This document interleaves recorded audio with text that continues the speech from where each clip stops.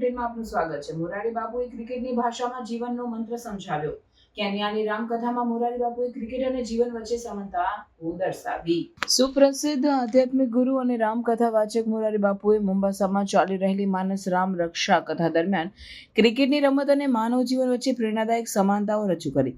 બાપુએ batsman, bowler, umpire અને wicket keeper દ્વારા જીવનના પડકારો અને નૈતિક સંદેશાઓ સમજાવ્યા। બાપુએ કહ્યું, ક્રિકેટમાં એક વિકેટ કીપર, એક બોલર, એક બેટ્સમેન, 2 એમ્પાયર અને કુલ 10 ફિલ્ડર હોય છે, જે બેટ્સમેનને આઉટ કરવા સતત પ્રયાસ કરતા રહે છે। આ બધું રમતનો ભાગ છે। જો ધ્યાનથી જોઈએ તો 3 સ્ટેમ્પ હોય છે, એક મન, બીજું બુદ્ધિ અને ત્રીજું ચિત્ત। જ્યારે મન ભટકે છે, બુદ્ધિ ભ્રષ્ટ થાય છે અને ચિત્ત વિચલિત થાય છે, ત્યારે રમતનો જાદુ ચાલી શકતો નથી અને ખેલાડી આઉટ થઈ જાય છે।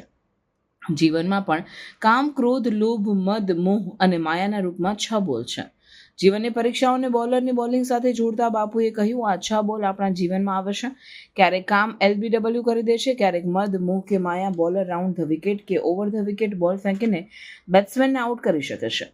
અહંકારના જોખમો પર પ્રકાશ પાડતા બાપુએ કહ્યું, સૌથી ખતરનાક વિકેટ કીપર છે। કીપરનો અર્થ છે જે વિકેટનું રક્ષણ કરે, પરંતુ હકીકતમાં તેનું કામ વિકેટ પાડવાનું છે। તેનો ઈરાદો વિકેટ પાડવાનો હોય છે। વિકેટ કીપર અહંકારનું પ્રતીક છે।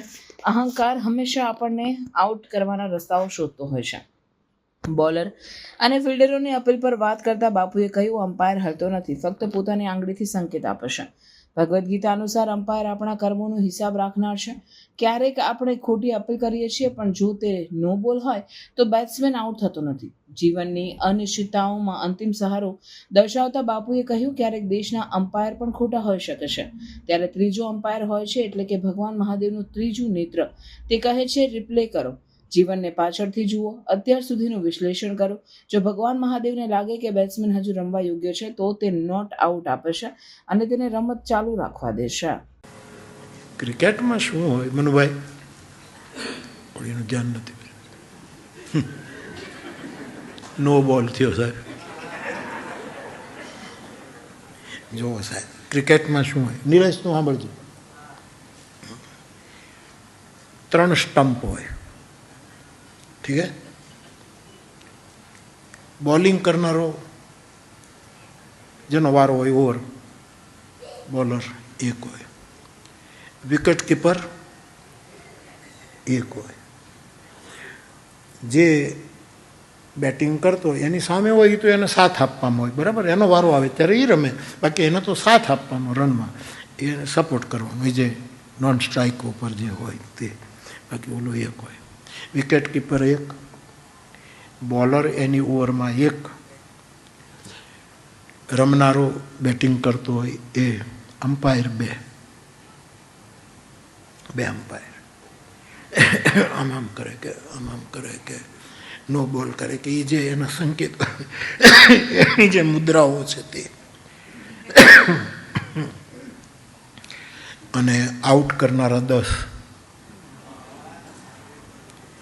એકલો રમે અને આઉટ કરનારા 10 ના થાય કે ક્યારે આઉટ કરવું, કેચ આઉટ કરવું, LBW કરવું, ક્યારે આને કરવું, ક્રીજની બહાર આવી ગયો ને ક્યારે એને એનો આપી દેવો, ક્યારે ગલીમાં પકડી લેવો, ક્યારેક સ્લીપમાં પકડી લેવો, ક્યારેક પાછળથી પકડી લેવો, ક્યારેક બોર્ડર પર પકડી લેવો, આ બધી જ ખેલ ચાલે। હવે જુઓ એનો તમે જુઓ, 3 સ્ટમ્પ છે,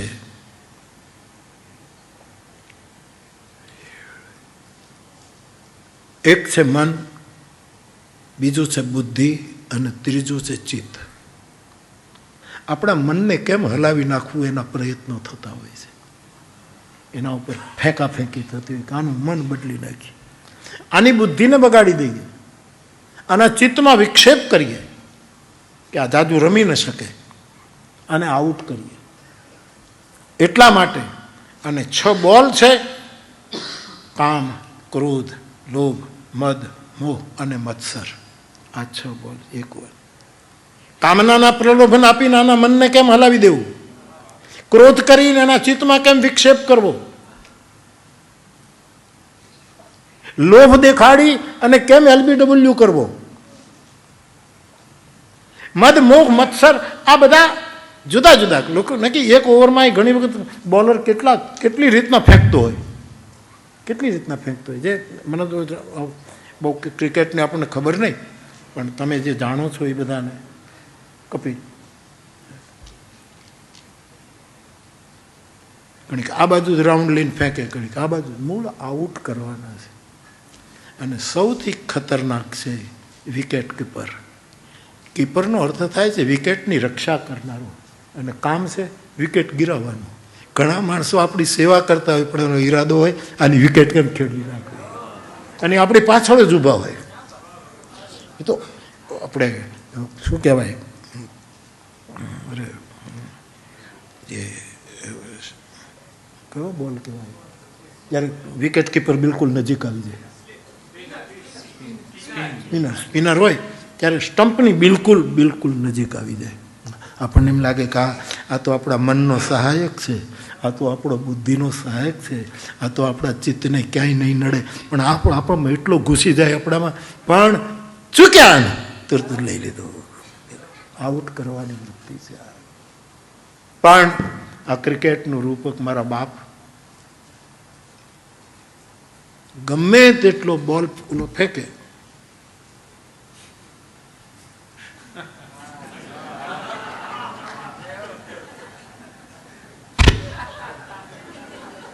પાછળ જાય, રન લે.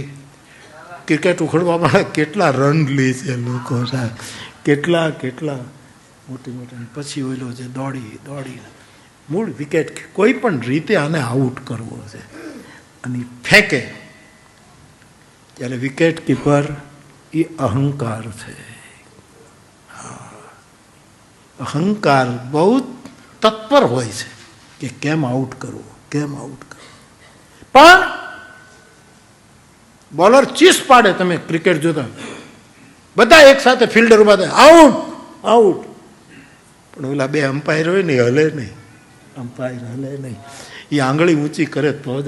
અમ્પાયર છે સૂરજ અને ચંદ્ર, એને આપણા કર્મોની ખબર છે. ભાગવતમાં લખ્યું આપણા કર્મની કેટલા જણને ખબર છે, એમાંના એ આપણા અમ્પાયર છે કે નાના આને આઉટ ન અપાય,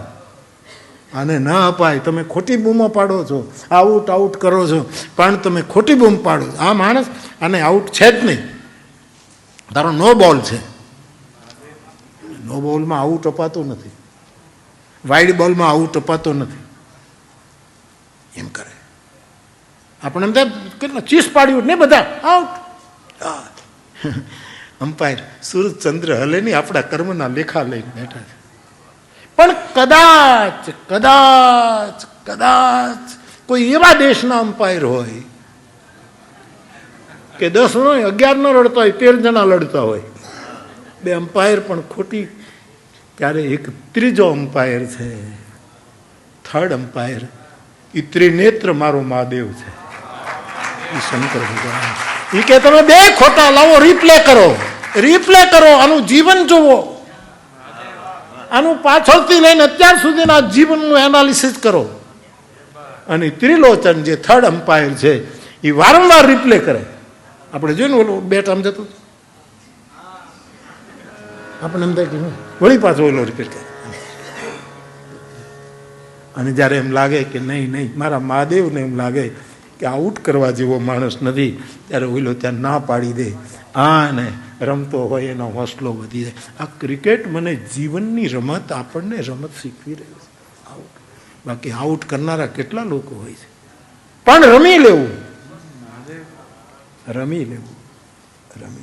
તો બાપ આવું બધું હુજે તમને કીધા કરું છું.